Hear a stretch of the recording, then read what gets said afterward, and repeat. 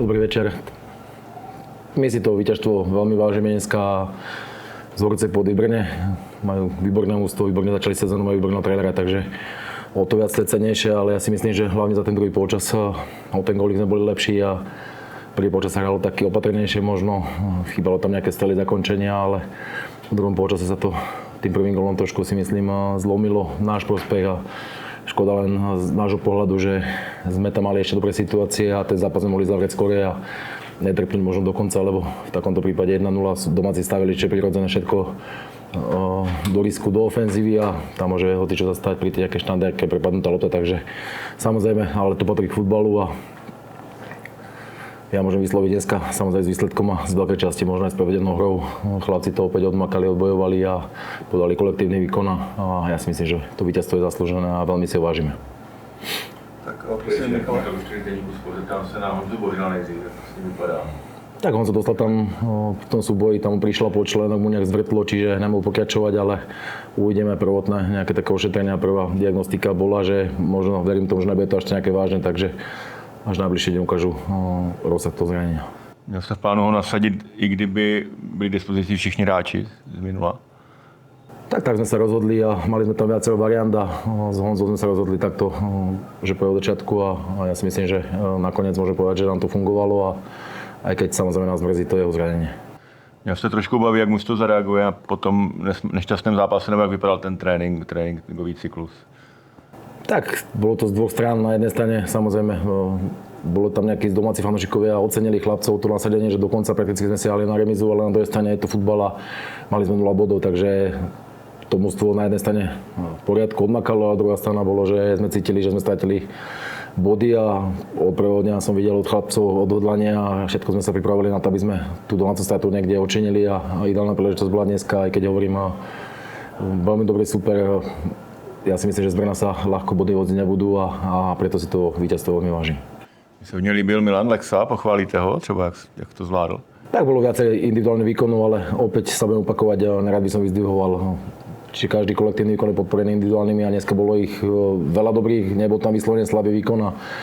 hovorím, chlapci za sebou, aj keď nejaká chybička sa stala, tak zabojovali a potiahli v tom správnom čase, takže to víťazstvo patrí celému kolektívu a tešíme sa z neho. Se tam, jak Liberec je hodně chválený, jak tu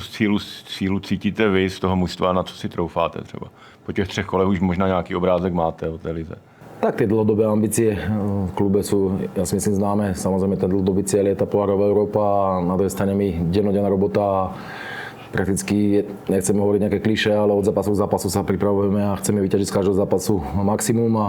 samozrejme je tam super, treba rešpektovať silu supera, ale ja si myslím, že jak s každým sa dá vyhrať, takisto s každým prehrať, takže to je ten náš cieľ pripraviť to mužstvo na 100% a aby bolo také odhodlané. Ja verím tomu, že taká správna bojovná zdravá kabina je teraz, chlapci sú motivovaní a to cítiť dennodenne v tréningu, takže samozrejme to futbal, prídu aj možno ťažšie chvíle, ale ja si myslím, že to mužstvo a tá kabina má obrovskú silu a naša úloha je teraz to podržať čo najdlhšie. Ještě jedna věc, vy jste výborně ubránili Vachouška, Vašulína i EZH. Byla nějaká speciální příprava na ně a co byste vyzdvihl na té práci defenzívy? Tak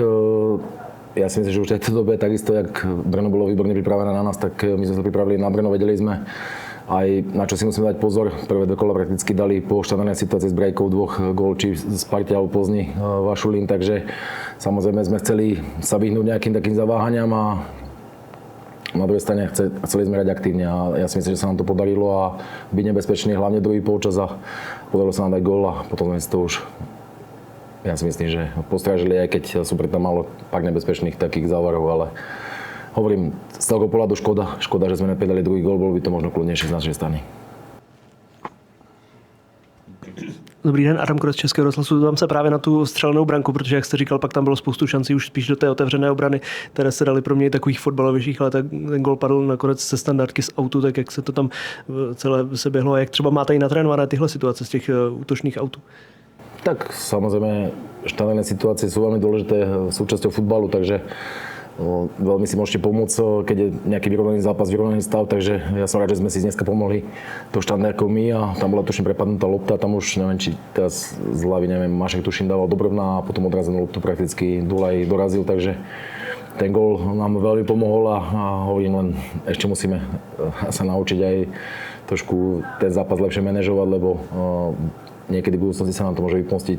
tak hazardovanie s toľkými šancami čistými, takže na druhej strane, ale Adam Hrdina podal výborný výkon a držal prakticky domácich do konca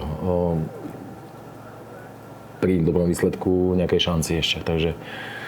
ako som povedal, veľmi si vážime to víťazstvo a už sa pozrieme dopredu. Patrik Dulaj říkal, že na něj apelujete, aby se tam chodil takhle pro ty dorážky, protože on přesně v ten správný moment tam vletěl do toho všeho, tak jak jste viděl i třeba jeho výkon? Tak Páťa si splnil tú úlohu, samozrejme dal gól, ale na druhej strane na to tam je, tí útoční hráči sú na to, aby spravili rozdiel a dali gól, ale hovorím, takisto dôležití sú aj defenzívni hráči, takže opäť sa budem opakovať, je to zásluha celého kolektívu a tých útočníkov, alebo respektíve, čo sú v ofenzíve tí hráči, tak ich nabádame k tomu, aby boli agresívni v 16. stále rátali s tým, že môže prísť druhá lopta odrazená, čiže to musí každý takto sa správať a ja som rád, že to dosledoval tú situáciu a som bol odmenený gólom. Jak budete přemýšlet teďka dál o sestavě, protože ti hráči, a zejména teda Milan Lexa, to chytnou za pače si myslím dneska, když dostal šanci, tak jak to bude teďka dál s tím, že někteří hráči a hlavně ti potresení karetně se budou pak vracet? Tak to je futbal a ja si myslím, že tá príjemnejšia slávosť, keď máme vybrať z čoho a jak som aj povedal, momentálne máme prakticky tie pozície zdvojené a máme kvalitu a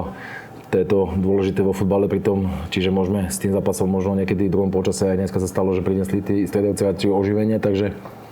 tá konkurencia zdravá je dobrá pre každého hráča aj v mužstve a samozrejme ešte dosť času na to, ale teraz si trošku oddychnú chlapci a od začiatku týždňa sa už sústredíme a vieme, že čaká nás doma Slavia, takže tešíme sa na ten domáci zápas a pevne verím iba to, že sa tak pripravíme, že dopadne lepšie ako tie minulý týždňovi. Poslední věc ještě, jak poznáváte zatím tu českou soutěž, ty první 3 kola, co vám oni ukázali a jak nasáváte ty informace, řekněme? Tak človek stále, prakticky jedna vec je sledovať to zvonku a počúvať, mať informácie a druhé si to prežiť na vlastnej koži, takže iba to, čo sa hovorilo, tak to sa potvrdzuje. Tie mužstvá sú výborne pripravené, výborní hráči sú to, čiže má veľkú kvalitu Česká liga a ja som iba rád to, že sa nám podarilo tie 2 zápasy ťažké vonku vyhrať, takže dobrá liga, s výbornými hráčmi, ťažká liga, ale ja si myslím, že aj nám sa podarilo podskladať dobré mužstvo a